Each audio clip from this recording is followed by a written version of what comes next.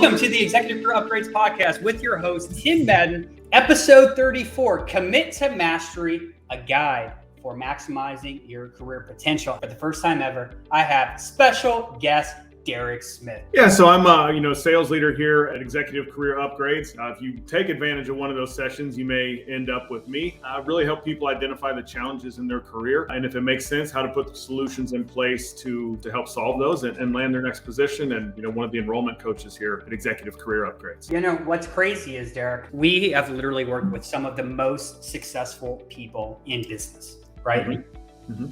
And they all have these issues. So the first thing we're going to talk about is in your career, in your life, whatever is important to you, do you take your career seriously? And what I really mean by that is if you're going on an interview, do you practice? Do you practice with a friend? If you have an upcoming presentations to stakeholders, other leaders, are you working to ensure it's 100% correct, and have you practiced multiple times? How do people begin to take in their career seriously? Is it really a priority? And doing an audit of your life. So our actions, like Tim mentioned, are going to tell you where your priorities lie. And if your career is this big of a priority to you, are you spending time rehearsing and practicing and role playing and doing the things you need to do to be successful? Because again, these positions are earned, they aren't given. And maybe another thing to think about too is as far as this commitment is, think about the relationships you've cultivated in your life. And if you're going to refer somebody onto somebody in your network, you kind of hold that reputation close to you. And if you know the person you're referring, I know this person is going to practice. I know they're going to be prepared. I know that when they show up, they're going to be a good representation of me. Are you that person that you feel like if someone refers you to somebody else, that they can feel pretty damn good about it? The responsibility is on which is kind of a good segue into our next thing. Personal responsibility. Whose responsibility is it? What happens if you don't do what you need to do to be where you want to be? And if you get really real about those consequences, which we'll touch on in a little bit, but if you get really real about that and say, is that what I want to settle for? And if the answer is no, whose responsibility is it? Personal responsibility in owning your role in the outcome is absolutely critical, because nothing is given to you, it's earned. Exactly. And to personal responsibility, what are you doing right now to put yourself in the best position to succeed? And if the answer is nothing, what do you think your results are going to be throughout your career? And we're not just talking about, Derek's talking about enrolling people. I'm talking about interviewing and getting hired, but it's really all aspects. When you get hired at these companies, or if you're a senior leader listening right now and you have problems and you don't know how to address them, what's going to happen? Nothing. So are you putting yourself in the best position to succeed? Because investments in your career don't always involve money. I would just urge you to think, what are you passionate about? Everyone's passionate about something. What I mean, mainly what I'm talking about is hobbies. Are you passionate about playing video games? Are you passionate about investing in the stock market, fishing, playing basketball? Do you have the same level of passion on what's literally going to have one of the biggest impacts in your career? It affects how you feel when you come home to your family. It affects the finances you have. It affects so many aspects. So many times I see people that are so engulfed into fitness, into fishing, into all of these things, but they don't really care about some of the biggest impacts that their career has on their life. Are you putting yourself in the best position to succeed? And if not, number 3, you need to get super real about what's going to happen if you don't do something to improve your situation and the consequences that are going to be associated with it. So what does it really look like if you stay at the same quality of life, the same leadership, the same schedule, same company, same lifestyle, same income? Can we agree that everyone wants things to be better? And lastly, do you know someone who has the life you want? Is it the CEO? Is it a leader online, an influencer, somebody else? Why aren't you copying them? What are they doing with their day? What are they investing in with time and resources and maybe money to ensure their success? There's always risk associated with everything. But success is a series of recognizing opportunities and putting yourself in the best position to capital on those over and over and over. And let's say that you try something and it doesn't work out. Well, now you know how to do something better. You've learned something. You're more experienced. And there's no substitute for experience. And most of the time, what stops people is fear of the unknown. It's impossible to know every conceivable outcome before you get started with something. This is what, if you don't have motivation, start getting really real about what happens if you don't do anything to change your situation. Get very real about it in explicit detail. I know it's not fun to think about,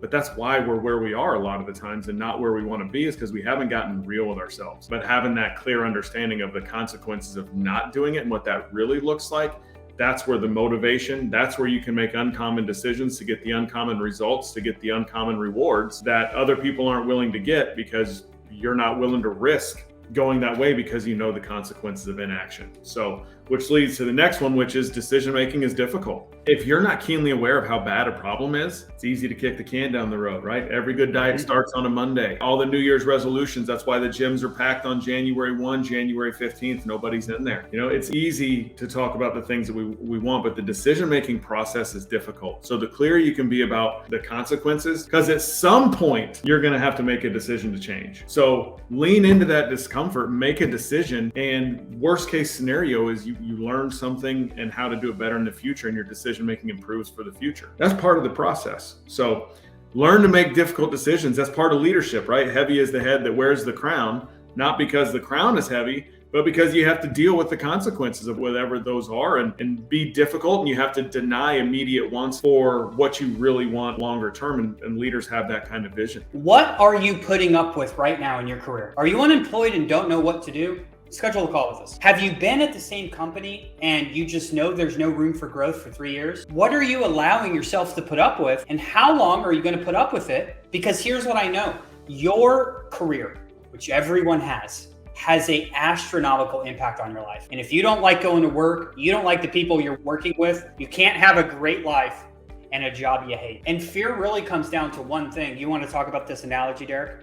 Yeah, so there's a woman, Susan Jeffers, she wrote a book. I believe the name of the book is Feel the Fear and Do It Anyway. Fear comes down to really one thing. On the other side of it is whatever happens, it comes down to one phrase: I can't handle it. That's what's really at the root of any fear, whether it's loss of someone, whether it's failure in a job search, whether it's failure in a marriage. It comes down to I can't handle it. So the cure-all is taking action. Feel the fear, do it anyway. You jump and then the fear is over, and then you did the thing, right? And the fear is always almost worse in your head than it is in reality. And you can handle it. You can handle more than you know, but leaning into that fear and understanding that you can handle whatever comes. People are actually worried about the wrong things. When they think about all of this fear they're having, the real thing to be afraid of is, what if it doesn't change? You want to get real?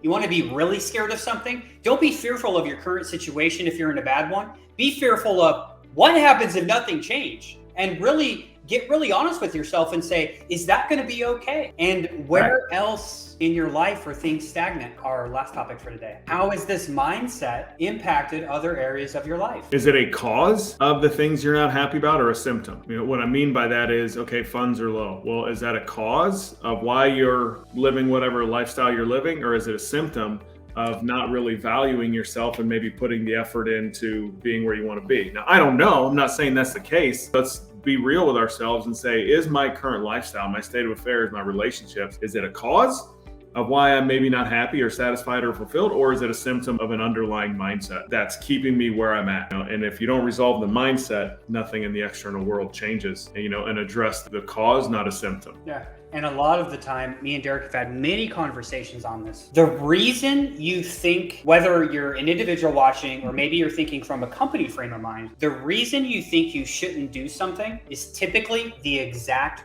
reason you should. Let me give you an analogy. This is a big one. Advertising of companies, right? For all my marketing professionals out there, how many times have they said, we just can't afford to advertise because sales are low? Guys, what kind of sense does that make? That's the most important time to advertise. The reason they think they shouldn't do something is the reason they should. How can you increase revenue without advertising, without marketing? It's nearly impossible. Most people come to us too that have been unemployed for a year that make $300K, and they're like, my stuff is dwindling, etc., etc., etc. I just don't know if I can afford this. That's exactly the reason that you do it, right? We don't want people to join our program that don't need help. That's one of the first things we say, right, on our calls with people who are considering enrolling into one of our programs is, do you even have problems that we solve? When is the last time you invested in your career? How are you getting better? Because here's what the conversation me and Derek just had today. If you aren't investing in yourself,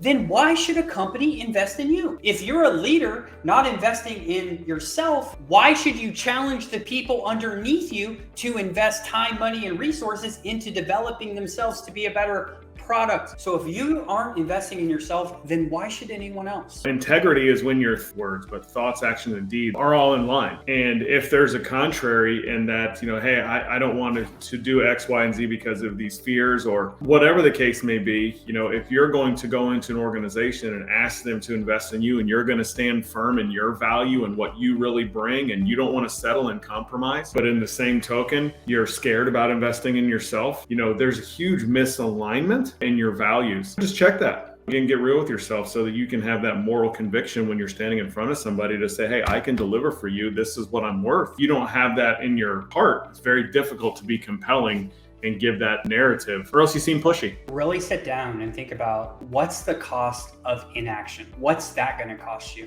And as always, if you need help in your career, go on over to execupgrades.com/podcast. Until next week, have a great day, everyone.